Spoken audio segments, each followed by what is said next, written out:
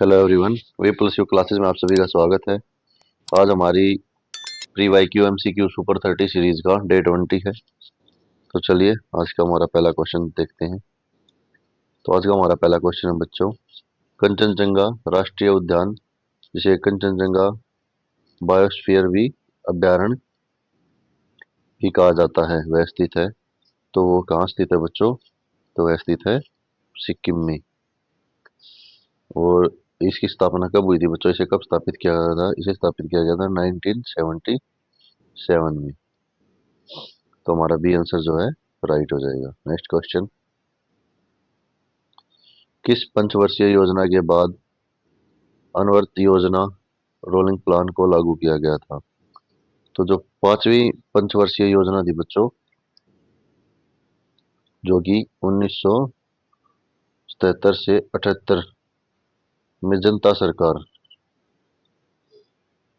सरकार आई थी, उसने इसको बंद करके, पंचवर्षीय योजना को बंद करके और अनवर्त योजना लागू कर दी थी। अनवर्त योजना बच्चों क्या थी? यह पंचवर्षीय योजना थी। अनवर्त योजना 6 वर्षीय योजना थी। 6 वर्षीय योजना थी। लेकिन बाद में जब 1980 में इंदिरा गांधी की दोबारा सरकार आती है, तो वो इसको अनवर्त योजना को बंद करके फिर से पंचवर्षीय योजना लागू कर देते हैं। तो आंसर सी जो हमारा राइट हो जाएगा। नेक्स्ट क्वेश्चन है, किस अधिनियम ने ईस्ट इंडिया कंपनी ने व्यापारिक अधिकारिक एकाधिकार को समाप्त कर दिया था? तो व्यापारिक एकाधिकार को समाप्त किया था बच्चों 1813 चार्टर्ड एक्ट ने। ये क्या था बच्चों? व्यापारिक एकाधिकार, जो आप देख रहे हो शब्द, और ईस्ट इंडिया कंपनी और चार्टर एक्ट, ये क्या थे वैसे? व्यापारिक एकाधिकार था बच्चों, जो ईस्ट इंडिया कंपनी ने जो भी यहाँ पे एम्प्लॉय भेजे थे, जो आए थे भारत में व्यापार के लिए, जो या कंपनी के द्वारा स्टेब्लिश किए गए थे, वह कंपनी का कार्य तो करते ही थे, लेकिन साइड में अपना बिजनेस करते थे, फिर खुद से डीलिंग करते थे। तो वो होता था व्यापारिक एकाधिकार, कोई स्वयं का अधिकार व्यापार पे। तो उससे क्या हुआ, कंपनी तो घाटे में जाने लगी और वो मुनाफा जो कमा रहे हैं, तो जो कंपनी की तरफ कम ध्यान दे रहे थे। तो फिर कंपनी ने देखा कि ये जो यहाँ से जा रहे हैं इंग्लैंड से, कि यहाँ से तो बिल्कुल आराम से जा रहे हैं, सही नॉर्मल उससे हैं, लेकिन वहां से जब आ रहे हैं तो ये पूरे अमीर होकर और बहुत अच्छा पैसा कमा के आ रहे हैं, और कंपनी लॉस में चल रही है। तो फिर कंपनी ने जो है चार्टर एक्ट लागू किया था। तो उसमें धीरे धीरे इन्होंने क्या किया कि इनकी शक्तियों को कम करना शुरू किया।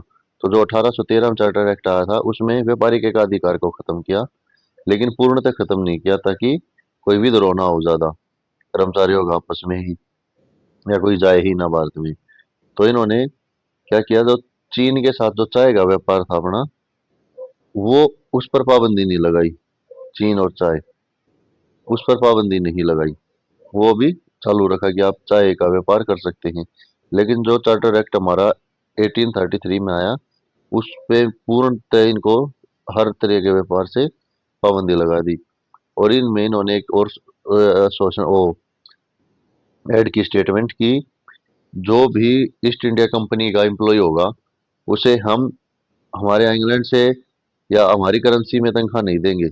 अगर वो इंडिया गया है तो डेपुटेशन पे है, तो वहीं की करेंसी में, और कंपनी वहीं से उसकी सैलरी निकालेगी। ठीक है। तो ये चीज थी बच्चों चार्टर एक्ट लाया इसीलिए गया था कि जो अंग्रेज अपनी मनमानी कर रहे थे और कंपनी को धोखा दे रहे थे, उन पे लगाम लगाने के लिए। नेक्स्ट क्वेश्चन है बच्चों, निम्नलिखित का मिलान कीजिए। तो बक्सर का युद्ध कब हुआ था बच्चों? तो बक्सर का युद्ध हुआ था 1764 में, ए। और प्लासी का युद्ध कब हुआ था बच्चों? जो प्लासी का युद्ध हुआ था, प्लासी का युद्ध हुआ था 1557 में, बी। और हल्दी घाटी का युद्ध 1576 में, 3। तो इसका राइट आंसर हो जाएगा 1 का बी, 2 का सी, बी आंसर। ये कब कब और कहाँ हुए थे बच्चों? जो हमारा बक्सर का युद्ध है, जो हमारा बक्सर का युद्ध है बच्चों, ये हुआ था हमारा 22 अक्टूबर 1764 को, बक्सर का युद्ध 1764 को। और ये किसके बीच हुआ था बच्चों? ये ईस्ट इंडिया कंपनी आईआईसी और जो मीर कासिम था मेन, उसके साथ मीर कासिम। इसमें काफी सारे जो थे बच्चों, उनके बीच युद्ध हुआ। जैसे शहनशाह शाह आलम था, द्वितीय सेकंड था, अवध के नवाब भी थे सिराजुद्दौला। उनकी सबकी मिक्स से जो सेना थी उनके साथ इसका युद्ध हुआ था। और ईस्ट इंडिया कंपनी युद्ध को जीत गए थे, यानी ब्रिटिश युद्ध को जीत गए थे। फिर जो है प्लासी का युद्ध है। प्लासी का युद्ध हुआ था बच्चों 23 जून 1757 को। 23 जून 1757 को जो है प्लासी का युद्ध हुआ था। और ये एक बंगाल का जो नवाब थे सिराजुद्दौला और रॉबर्ट क्लाइव के बीच हुआ था, और उसमें भी ये जीत गए थे अंग्रेज। और जो हल्दी घाटी का युद्ध है, ये हुआ था बच्चों 18 जून 1576 को, महाराणा प्रताप और अकबर के बीच।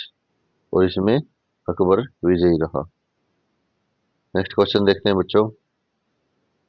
भारत की झींगा राजधानी किसे कहा जाता है? तो जो नेल्लोर है, इसको भारत की झींगा राजधानी कहा जाता है। आंसर डी जो हमारा राइट हो जाएगा। नेक्स्ट है, पृथ्वी की परत के भीतर की हलचल का अध्ययन किसके द्वारा किया जाता है? तो पृथ्वी के भीतर की जो परत है उसका अध्ययन भूकंप वैज्ञानिकों द्वारा किया जाता है। जो भूकंप वैज्ञानिक होते हैं वही जो प्लेट्स होती है अर्थ की, उनका अध्ययन करते हैं और भूकंप को जांचने में सहायता करते हैं। नेक्स्ट क्वेश्चन है, अब्दुल रहमान अब्दुल रहमान खां जिसने अंग्रेजों के टक्कर लेते हुए देश प्रेम के लिए अपना बलिदान दिया था, हरियाणा के किस नगर का नवाब था? तो यह है बच्चों झज्जर का नवाब था। आंसर सी जो हमारा राइट हो जाएगा। नेक्स्ट है बच्चों, रुक्मणी देवी अरुणदेल नृत्य में के किस रूप में एक प्रतिष्ठित नर्तक और कोरियोग्राफर थी? तो यह थी बच्चों भरतनाट्यम में। आंसर बी जो हमारा राइट हो जाएगा। और रुक्मणी देवी को बच्चों 1956 में पद्म भूषण मिला था। पद्म भूषण से इनको सम्मानित किया गया था। और उस समय जो नृत्य का बहुत ही विरोध होता था और भरतनाट्यम शैली को कोई अच्छी शैली नहीं माना जाता था, जिस समय 1920 के दशक के आसपास। लेकिन उन्होंने फिर भी इसको चुना और चुन के इसको बहुत ज्यादा इसमें अब विख्याति हासिल की और इसका प्रचार प्रसार किया। नेक्स्ट क्वेश्चन है, निम्न में किस राज्य पुलिस राज्य के अधीन नहीं है? कि कौन सी ऐसी पुलिस है जो उस स्टेट की तो पुलिस है लेकिन उस स्टेट के अंडर नहीं है? तो वह बच्चों हमारी दिल्ली पुलिस।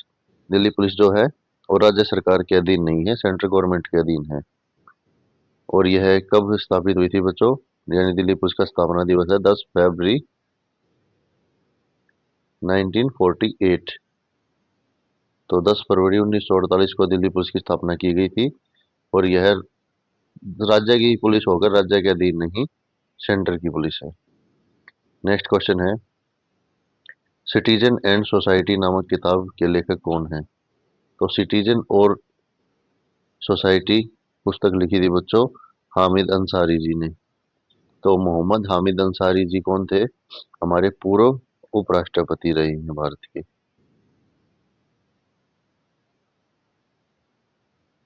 पूर्व उपराष्ट्रपति। और इन कब से कब तक रहे बच्चों? ये रहे हैं 2007 टू 17। नेक्स्ट क्वेश्चन है बच्चों, निम्नलिखित में से कौन सा महारत्नों की सूची में नहीं आता? तो महारत्नों की सूची में जो इनमें से कौन सा नहीं आता? कोल ऑफ इंडिया लिमिटेड, भारतीय इस्पात, भारतीय इलेक्ट्रॉनिक्स लिमिटेड, भारतीय हैवी इलेक्ट्रिक लिमिटेड। तो भारतीय इलेक्ट्रॉनिक्स लिमिटेड है, ये महारत्नों की सूची में नहीं आता। आंसर सी जो हमारा राइट हो जाएगा। नेक्स्ट है, चीन के स्ट्रिंग ऑफ पल्स में शामिल है। तो चीन का जो स्ट्रिंग ऑफ पल्स है, ये ग्वादर हम्बनटोटा, क्यू क्यू, ये सभी इसमें शामिल हैं। आंसर बी जो हमारा राइट हो जाएगा। स्ट्रिंग ऑफ पर्ल्स क्या बच्चों? स्ट्रिंग ऑफ पर्ल्स में क्या कर रहा है चाइना? समुंदर के रास्ते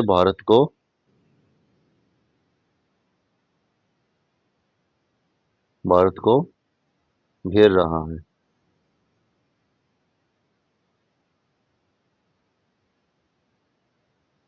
ये भारत को घेर रहा है चाइना, उसको आप स्ट्रिंग ऑफ पर्ल्स बोलते हैं।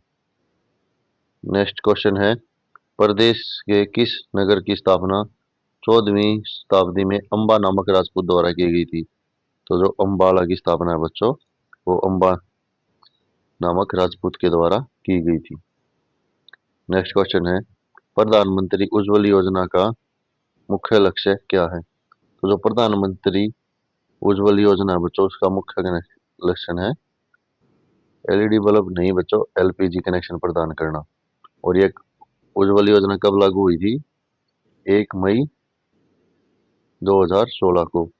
और इसके अंदर क्या है कि हर गरीब महिला को मुफ्त में एलपीजी गैस कनेक्शन दिया जाएगा। वह चूल्हे लकड़ी पर धुएं में रोटी ना बनाए, गैस पर बनाए। नेक्स्ट क्वेश्चन है बच्चों, सूची 1 को सूची 2 से सुमेलित कीजिए। इसमें राज्य दे रखे हैं और पर्वत दे रखे हैं। तो बोमडीला पर्वत कहाँ पे है बच्चों? किस राज्य में बोमडीला पर्वत है? यह है अरुणाचल प्रदेश में। ए। और जो खारदुंगला खारदुंगला कहाँ पे है? लद्दाख, लद्दाख में ही। और नाथुला, नाथुला बच्चों सिक्किम में। और शिपकिला हो गया हमारा हिमाचल प्रदेश में। तो ये हो जाएगा 3241 या 12143421 3। आंसर डी जो हमारा करेक्ट आंसर हो जाएगा। नेक्स्ट क्वेश्चन देखते हैं, नंबर्स डू लाई नामक पुस्तक के लेखक कौन है? तो नंबर्स डू लाई के लेखक कौन है बच्चों? तो ये है हमारे आकाश चोपड़ा जी। और ये पूर्व क्रिकेटर भी हैं, पूर्व क्रिकेटर भी हैं।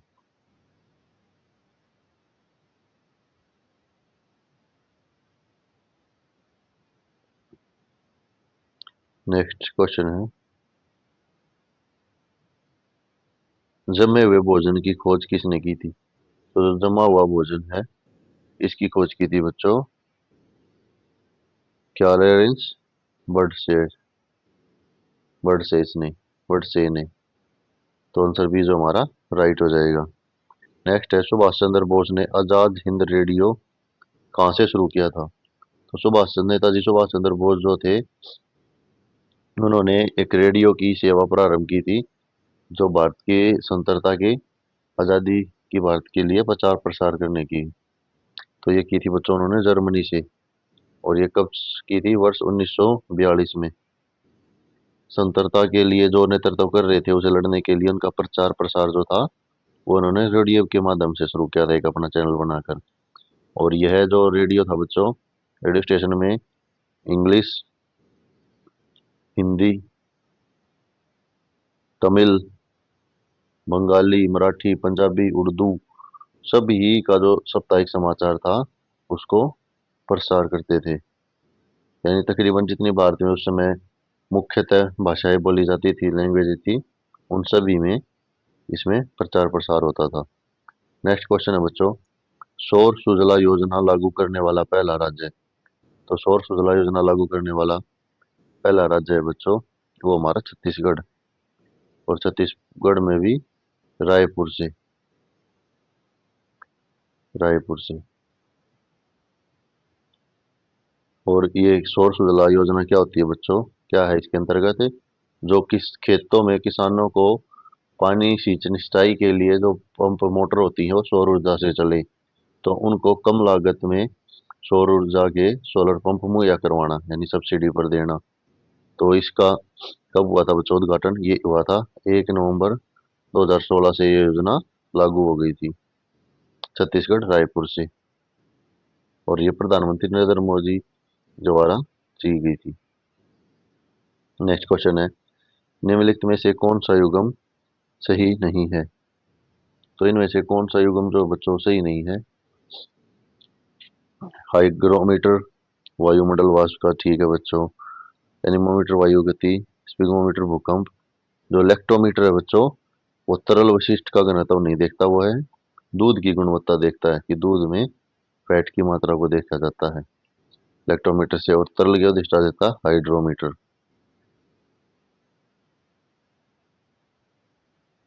हाइड्रोमीटर जो है तरल की शिष्टा देखता है। तो आंसर बी जो हमारा राइट हो जाएगा, ये सही मिलान नहीं है। नेक्स्ट है, एक तोप का गोला दागा गया।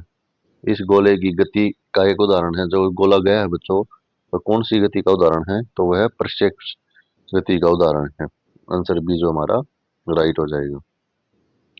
नेक्स्ट है, प्रतिबाधा इम्पेडेंस की इकाई है। प्रतिबाधा इम्पीडेंस क्या होता है बच्चों? जब किसी एक तार में कोई करंट फॉलो कर रहा है तो उसको बीच में रोकना या रुकावट जो पैदा होती है, तो उसका हमारा होता है ओम। इकाई होती है उसकी ओम।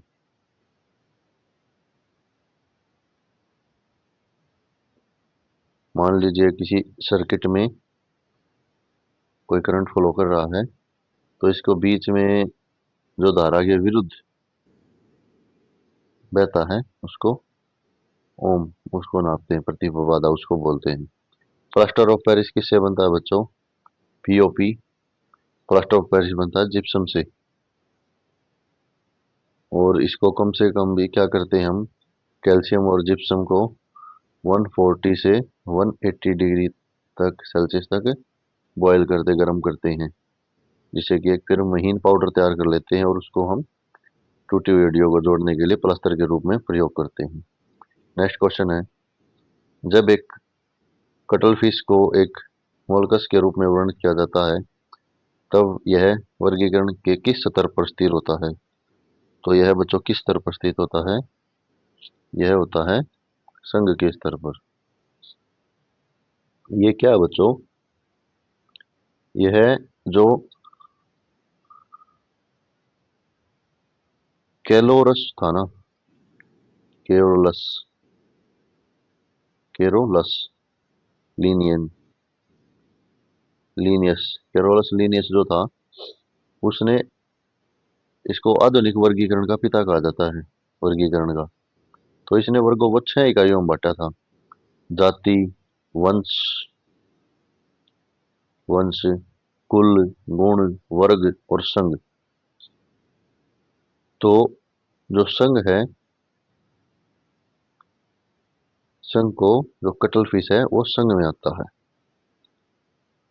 तो चलिए नेक्स्ट क्वेश्चन देखते हैं। सख्त कोयला जो थोड़ा वाष्पशील पदार्थ युक्त है उसे कहा जाता है। तो सख्त कोयला जो वाष्पशील, थोड़ा वाष्पशील हो, तो वो तुम्हारा एंथ्रासाइट होता है। तो कोयले की कोल की 4 प्रकार होती है बच्चों। एक तो एंथ्रासाइट, एक बिटुमिन, बिटुमिन कोयला, एक हमारा लिग्नाइट होता है, और एक हमारा होता है पीट, पीट कोयला। तो 4 प्रकार होती हैं। और इनमें बच्चों जैसे गुणवत्ता जो नापते हैं वो किस भी आप पे नापते हैं कि इसमें जो वाटर है या जल है, जल की मात्रा कितनी है, वाटर कंटेंट कितना है। तो जो अंतरसाइट होता है इसमें सबसे कम होती है जल की मात्रा, वाटर कंटेंट। तो ये होता है 2 से 5% वाटर होता है बस इसमें। और 95 to 98% कोयल होता है, जीवाश्म कार्बन होता है हमारा। लेकिन जो बिटुमिन है इसमें होता है हमारा 55 to 65। और जो लिग्नाइट है इसमें होता है 45 टू, इसमें इसमें होता है हमारा 30 टू 55, 30 to 55 वाटर कंटेंट होता है। लिग्नाइट में होता है 30 to 55, और इसमें हमारा वाटर होता है बिटुमिन में 20 to 30, 20 to 30। और पिट कोयले में सबसे ज़्यादा जल की मात्रा पाई जाती है, जिसमें कि लगभग 70 से 60% तक जल की मात्रा होती है, इसलिए सबसे बेकार कोयला माना जाता है। और एंथ्रेसाइट में 2 से 5% ही जल पाया जाता है, इसलिए सबसे अच्छा कोयला ये रहता है, बाकी इसमें कार्बन होता है। नेक्स्ट क्वेश्चन देखते हैं, कौन सी पर्वत चोटी सही सुमेलित नहीं है? सही सुमेलित नहीं है तो अमरटंक महाराष्ट्र, ये हमारी सही सुमेलित नहीं है। जो अमरटंक है मध्य प्रदेश में अवस्थित है। ये कहाँ है बच्चों? एमपी में। आंसर है जो हमारा राइट हो जाएगा। नेक्स्ट क्वेश्चन, इंटेल नामक कंपनी के फाउंडर कौन थे? तो इंटेल नामक जो कंपनी थी, इंटेल कंप्यूटर की कंपनी थी, उसमें मूरे और नॉइस जो है इसके फाउंडर थे। आंसर भी जो हमारा राइट हो जाएगा। नेक्स्ट क्वेश्चन है बच्चों, 1 GB में कितने MB होता है? ये आपको कंप्यूटर की क्लास में करा था, इतने इजी इजी क्वेश्चन भी आते हैं जो आपके मार्क्स वो करते हैं, तो यही क्वेश्चन भी जरूरी है। तो 1024 MB, ये आंसर जो हमारा राइट हो जाएगा। नेक्स्ट है, इस पद्धति में वीडियो वॉइस सिग्नल और डाटा सिग्नल एक साथ प्रयोग होता है, तो वो क्या होती है बच्चों? वो होती है वीडियो कॉन्फ्रेंसिंग। आंसर भी जो हमारा राइट हो जाएगा। तो चलिए आज का लास्ट क्वेश्चन देखते हैं। हमारा लास्ट क्वेश्चन है, इसमें से कौन सा आज्ञार्थक वाक्य है? आज्ञार्थक वाक्य क्या होता है बच्चों? जिसमें हमें कोई ऑर्डर देने का या आज्ञा देने का संकेत महसूस हो। तो सुरेश को बोलना चाहिए, तो इसमें तो आज्ञा नहीं है, चाहिए। आ गया अभिषेक पुस्तक लाओ, इसमें ऑर्डर आ गया बच्चों, आज्ञा दे दी, तो अभिषेक पुस्तक लाओ हमारा आज्ञार्थक वाक्य हो गया। आंसर बी जो हमारा राइट हो जाएगा। तो चलिए बच्चों आज के लिए इतना ही, कल फिर मिलते हैं। आई होप आप सभी अपनी प्रैक्टिस अच्छे से कर रहे होंगे, क्योंकि हमारा एग्जाम जो आपको जल्द ही अप्रैल में देखने को मिलेगा और फेब में हमारे फॉर्म्स आने स्टार्ट हो जाएंगे, फॉर्म फिल होने। तो आप सभी अपनी तैयारी अच्छे से करिए और चैनल को सपोर्ट कीजिए। Thank you.